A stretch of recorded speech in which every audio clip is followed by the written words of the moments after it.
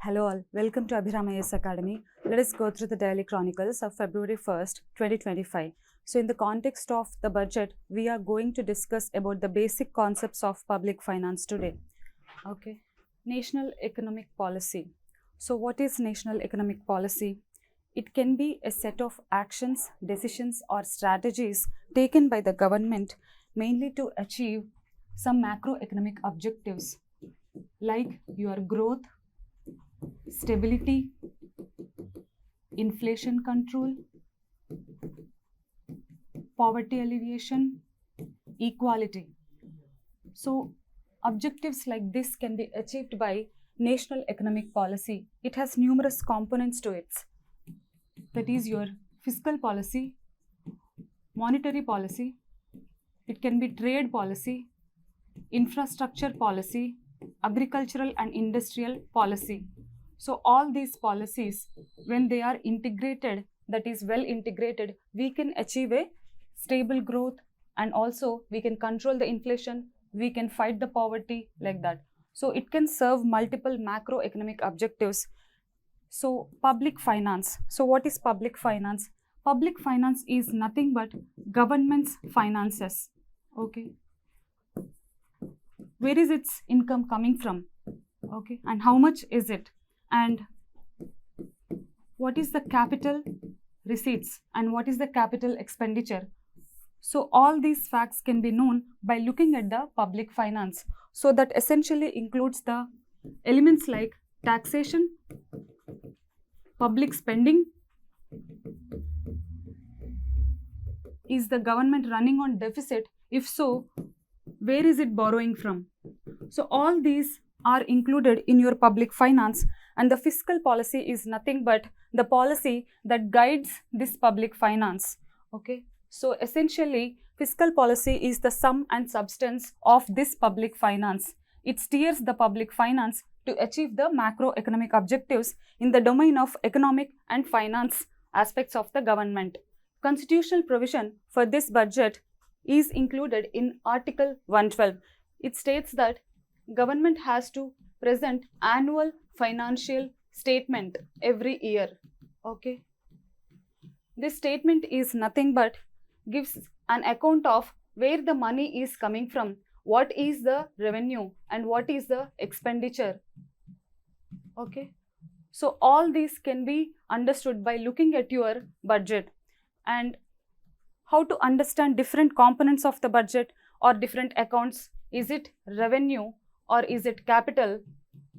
How do we know this? Okay, we have to ask some questions if we want to understand whether a component or an item falls under revenue account or the capital account. So is it recurring or one time?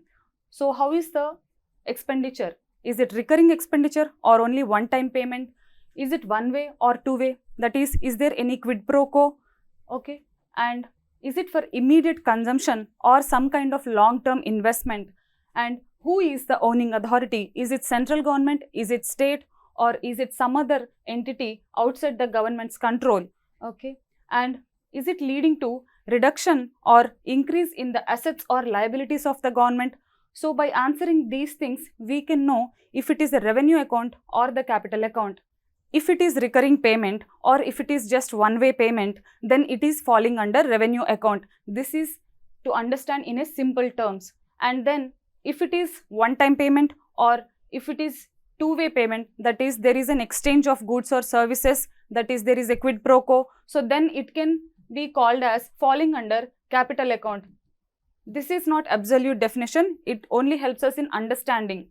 So there can be some items which are one time but still falling under revenue account. Okay, and is it for immediate consumption or long-term investment? So long-term investment item usually goes to the capital account, whereas immediate consumption item, something like your subsidies, can go to the revenue account.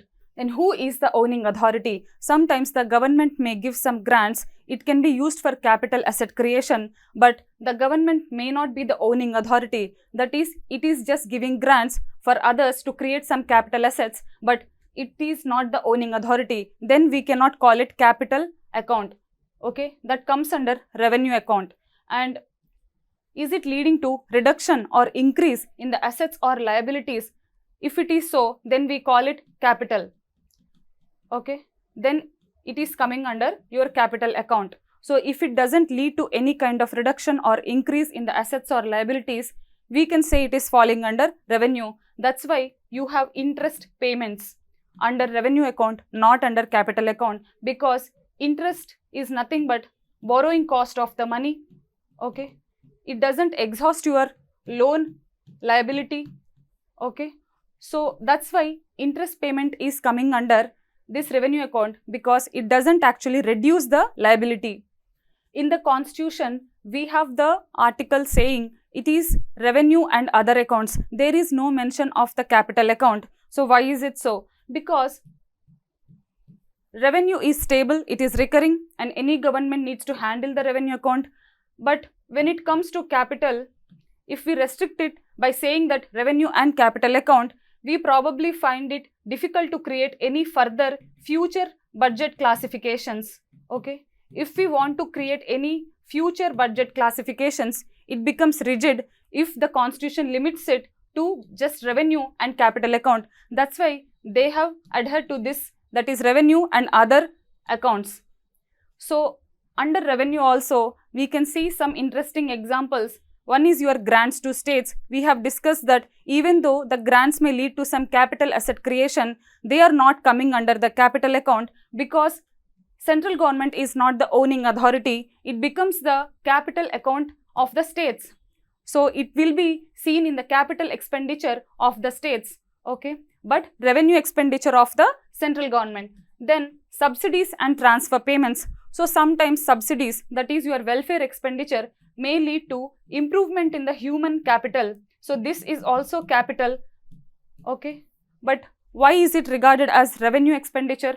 Because these are in the nature of transfer payments. That means it is just one-way payment and there is no exchange of goods or services, okay.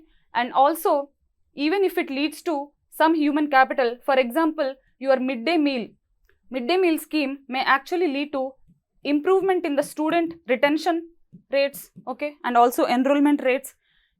It might even sometimes help in skill development, okay, that is subsidies for skill development. But the government doesn't own these skilled workforce, okay. This is just a human capital of the country, but the government doesn't have any ownership over the skilled workforce. So that's why the nature of this, that is transfer payments and subsidies, are included in the revenue account, not in the capital account. And then we have interest payments. We can see that interest payments are also under revenue account. Why is it so? Because though they are in the nature of capital account, that is, there is a quid pro quo. So you are giving loan amount and we are paying interest, okay. So there is a quid pro quo, but still it is not regarded as capital account, because the interest payments are recurring in nature, okay. And also it doesn't lead to any kind of reduction in the liabilities, okay. That is, the government may be paying its interest every year, but it still has to pay the principal amount. So the principal amount repayment is regarded as a capital account item, whereas your interest payment, it is regarded as the revenue account item, because it is recurring and also it doesn't lead to reduction in the liabilities. So that is the reason for including these items in the revenue expenditure. And we also had till 2016-17, we had plan and non-plan also. What is plan and non-plan? So plan is regarded as something for long-term growth, okay, your asset creations or infrastructure. So all these are coming under plan. This is usually followed during the 5-year plans, okay, which was necessary for planning our developmental expenditure, whereas non-plan is usually regarded for non-development or consumption expenditure, okay. One thing is, we have done away with the 5-year plans, and also this distinction leads to some distortions also, because your asset creation may be regarded as a plan expenditure, but the asset maintenance is coming under non-plan. So just to please the public, government might focus on creating lot of assets and it will probably prioritize less on the asset maintenance. So that is the reason this was done away with in 2016-17. Let us understand the revenue receipts. Revenue receipts, we have seen they are recurring in nature and usually one-way payment, and they do not lead to either increase or decrease in the assets or liabilities. Okay, so these are basic characteristics of the revenue. So to understand the different categories within the revenue receipts, that is whether it is coming under tax or non-tax or other non-tax, we can answer some questions. Okay, is it mandatory or conditional upon some action? So if it is mandatory, then we can call it tax. And if it is conditional upon some consequence, like is it because of some fees or user charges or some penalties, or is it because the government is simply owning some assets in its capacity as a lender or an investor? So how is the government earning these revenues? So that determines whether it is tax, non-tax or other non-tax. So if the government is just owning the revenue, it can be your dividends or profits. So in its capacity as an investor or owner of some assets, it can earn some revenue that comes under this non-tax revenue. Okay, and interest is nothing but when the government is acting as a lender, whatever the money generated because of its capacity as a lender also comes under non-tax revenue. And regarding the taxation, we have two things. One is direct and another is indirect. How do we know if it is a direct or indirect tax? Whether it is direct or indirect is determined by two things. One is the point of incidence and the point of collection. So if both of these are same, then we can call it as direct. Okay, that means government will levy a tax on your income and you will be responsible to pay the tax. So that is direct. Your income is levied and also you are the one who is responsible for the payment. So the point of collection and the point of levying or incidence are same, whereas in indirect tax these 2 points will differ. So who will collect the money in indirect tax? Usually an intermediary, something like your seller or manufacturer will collect the indirect tax, but the final responsibility to pay this tax will be on the consumer or the user. So when you buy an item in a grocery, you are actually paying the indirect tax also because that is included in your GST. So this GST will be paid by ultimately you, but the seller or the manufacturer will collect the amount and give it to the government. So that is indirect tax. We have said that non-tax includes dividends and also profits. So dividends is nothing but the profits from the company itself, that is which is controlled by the government. It may have some percentage of ownership in the company, whereas if it is a fully government controlled company or government owned company, then we call it profits instead of dividends. Okay. So in its capacity as an investor, the government is earning the dividends and profits. What is other non-tax then? Other non-tax is because of the regulatory functions or some service delivery functions of the government. So government may give you some services like water, electricity, roads, all these will be charged. For example, you will be paying some toll for your utilization of road services and you will pay the water bill and electricity bill. All these are nothing but other non-tax because of the service delivery functions. Then we have regulatory functions, that is if you violate some law, you will be levied some penalty or some fine. So that is nothing but the regulatory function of the government, and it will happen only when an incidence of violation occurs. So that is, these are consequential upon some actions. So they are under other non-tax. So these are the trends in the revenue receipts. It was 13 lakh crore in 2015-16 and now we are at 34 lakh crore. It has been consistently increasing, and especially after the introduction of GST in 2017, we can see significant spike in the revenue receipts. Let us look at the revenue expenditure. So revenue expenditure is also similar to the revenue receipts, that is the nature of the items in these list also is recurring in nature and one way, and also doesn't lead to increase or decrease in the assets or liabilities. So depending on that, we can understand that usually salaries, pensions and any kind of government services are also coming under revenue expenditure. We have seen that interest payments is also under revenue expenditure because it doesn't lead to reduction in the liabilities, and subsidies can also be called as revenue expenditure, though some of it may lead to human asset creation or human capital. We cannot call it capital because the government doesn't own these capital, that is human capital is not owned by the government, and also these are recurring in nature. And grants, what about grants then? So government may give grants to the states or some entities which can help in creation of the assets, that is creation of capital assets or physical infrastructure, but still it is not regarded as capital expenditure because the government has no ownership. Okay. However, it will be reflected in the state's capital expenditure. Defense also comes under revenue expenditure. We can see that some military establishment or some purchase of fighter jets. So these can be coming under capital expenditure, but the regular recurring expenditure like the salary or immediate ammunition, so all these are nothing but for immediate consumption. Okay. So that's why they are not included in the capital and they are included in the revenue expenditure. Even the services is regarded as revenue expenditure, though there is an element of quid pro quo in this transaction, that is government is providing you some services and you are paying for it. So it resembles two-way transaction, but still it is regarded as revenue expenditure because it is immediately consumed.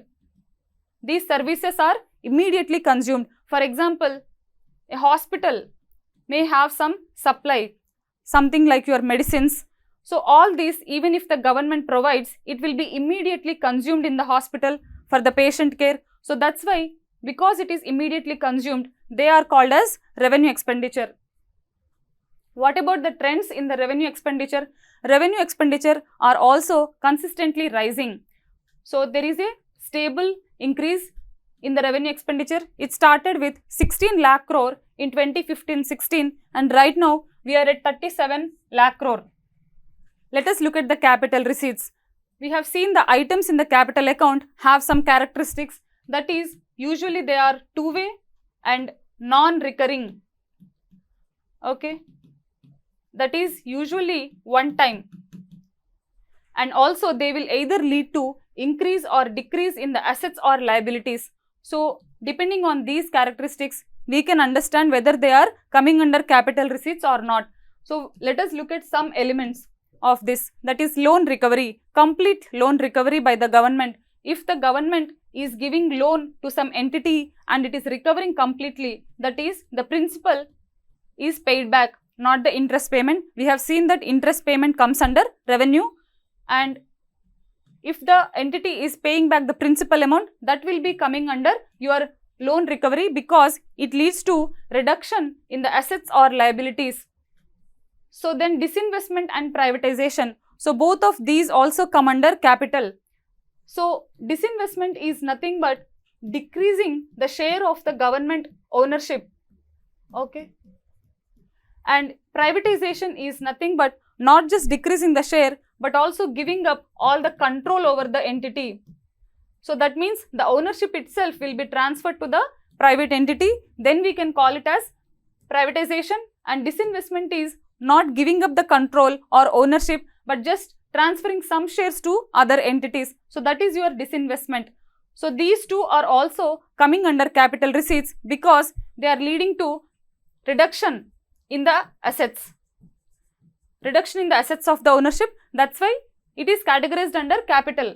Then we have borrowings. Borrowings are nothing but loans taken by the government. So they also are in the nature of two-way transaction, and it will lead to increase in the liability of the government. So that's why they also come under capital receipts. What about leasing then? Does it come under capital or revenue? If the government leases some assets to anyone, it doesn't come under capital account because it is not transferring the ownership of the asset. So it is just leasing for a particular period. For example, we can look at the example of spectrum auction, 3G spectrum auction in 2010. It was regarded as a revenue expenditure, not capital, because it was just leasing. That is, the right to use the spectrum was leased to the private entities, not the transfer of the ownership of the spectrum itself. So that's why it is regarded as revenue expenditure and it is labeled as one-time revenue expenditure. Why one time? Because generally revenue expenditure are recurring in nature, but this spectrum auction amount was one-time payment. So that's why it was included in the revenue expenditure, not the capital receipts, because it doesn't lead to any reduction in the assets owned by the government. It is just leasing for a particular period. What about the trends in the capital receipts then? So we have started with around 6 lakh crore in 2015 and it has been consistently increasing since then. And in the year 2020, we can see it was drastically increasing. What does it indicate? That indicates we have borrowed a lot because of the pandemic crisis.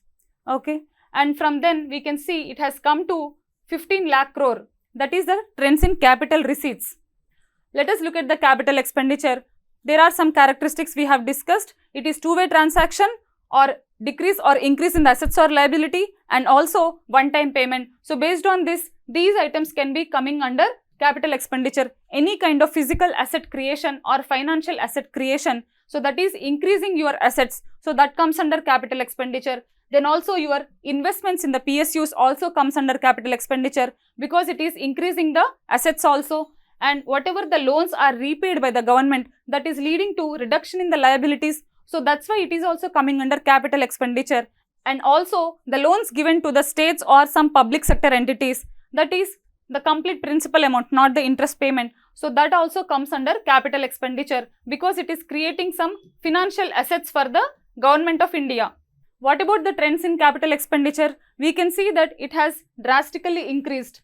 Okay.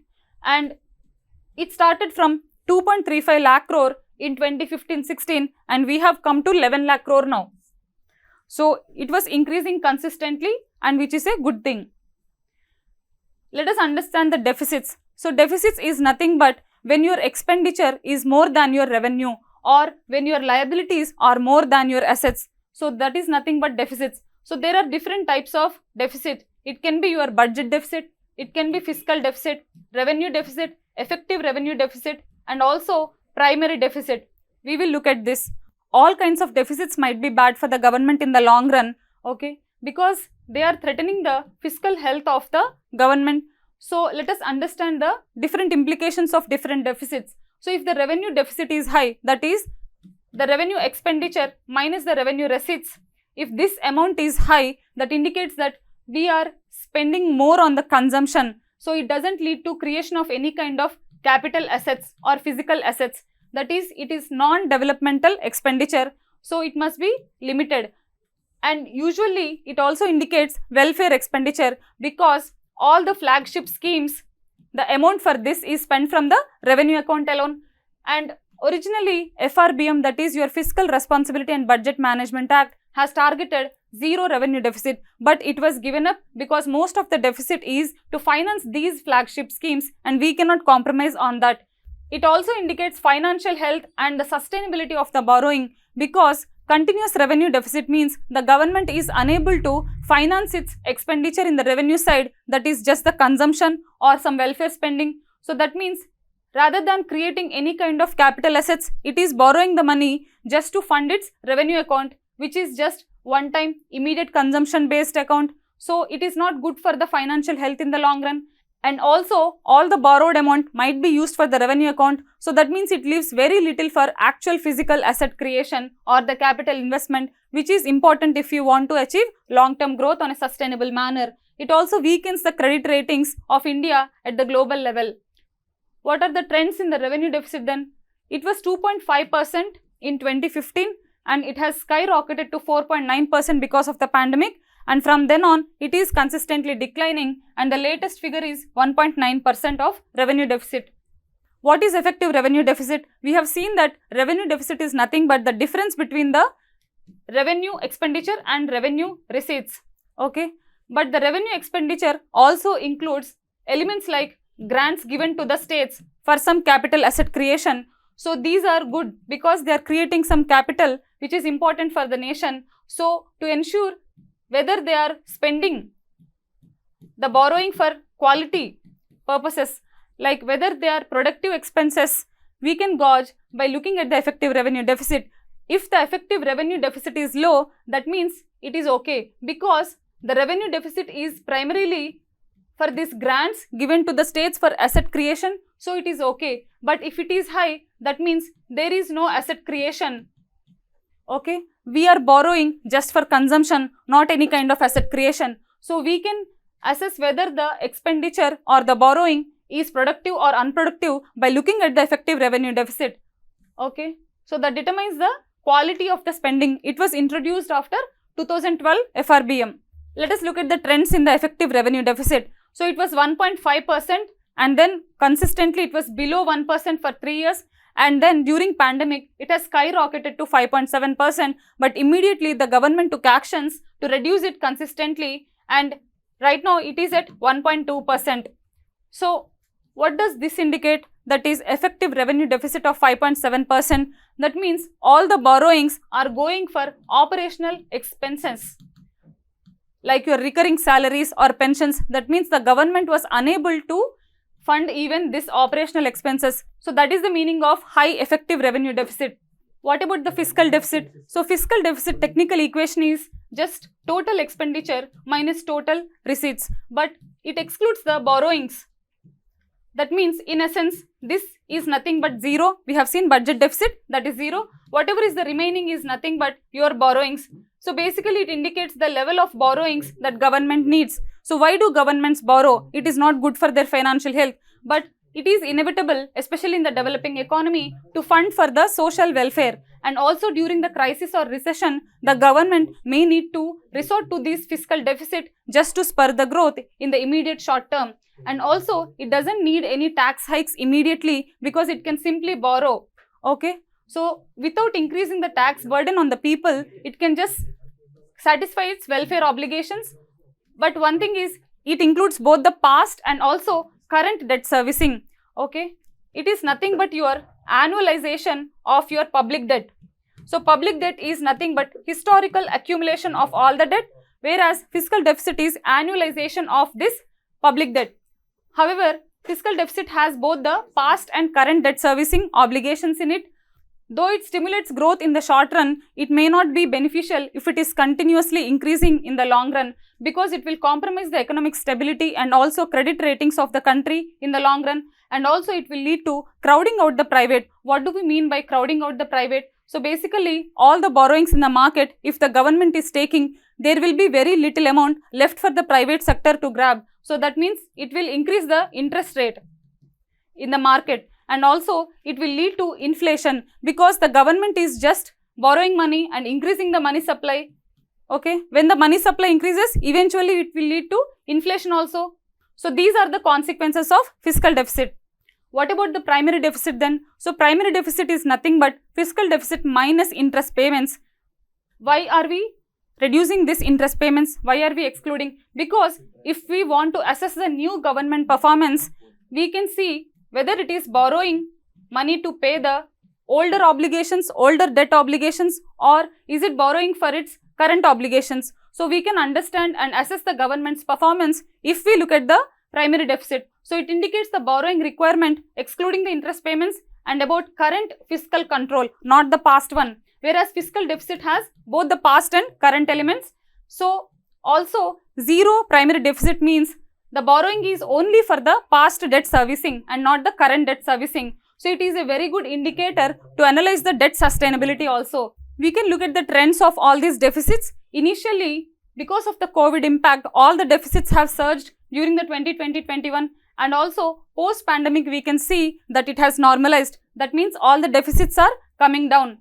And we have also seen there is a shift towards the capital expenditure. That means we have increased the capital expenditure. That is, the growth in the capital expenditure is more than the revenue expenditure, which is good for the economy in the long run. And also, revenue deficit also was declining faster than the fiscal deficit. That means the government is able to achieve the revenue targets or the revenue receipts targets, maybe because of the GST. Record GST collections was helpful in reducing this revenue deficit, and primary deficit is also returning to the pre-COVID levels. There is still one concern, that is, though the deficits are declining continuously and the government is aiming at the fiscal consolidation, there is one concern, that is your public debt. The public debt is still high. It is at 83%, okay, out of which the central government is 58% and the state government is 25%. So, whereas the actual target is 60%, that is 40% for the central government and 20% for the states combined average. So, this was the target. We are still high, that is, we are far from the 60% target. So, GST and tax reforms have also helped in improving the revenue collection. We have seen that contributed to the reduction in the revenue deficit faster than the fiscal deficit. And also, government has adopted soft landing approach instead of the abrupt cuts. That is, fiscal deficit target is right now 4.5 and last year it was 4.9. That means it is not abruptly going to 3%, which was originally contemplated in the Fiscal Responsibility Budget Management Act, because it wants to have slow and soft landing approach without destabilizing the economy. Okay. Even India's fiscal recovery is faster than many advanced countries. So, after the pandemic, many countries, even the advanced ones, have resorted to high fiscal deficit. If you look at the US, its fiscal deficit is somewhere around 6%, and China, we have 7% fiscal deficit, okay, and Italy, we have 7.8% fiscal deficit, but we have already achieved 4.9 and we have targeted to 4.5%, which is very good. One impressive point is, despite the fiscal consolidation efforts, our growth was not so low. That is, last year it was 6.4%, but prior to that it was 8.2, 9% and 7% also. So, it was stable comparatively. That means the government has balanced the fiscal strategy without compromising the growth.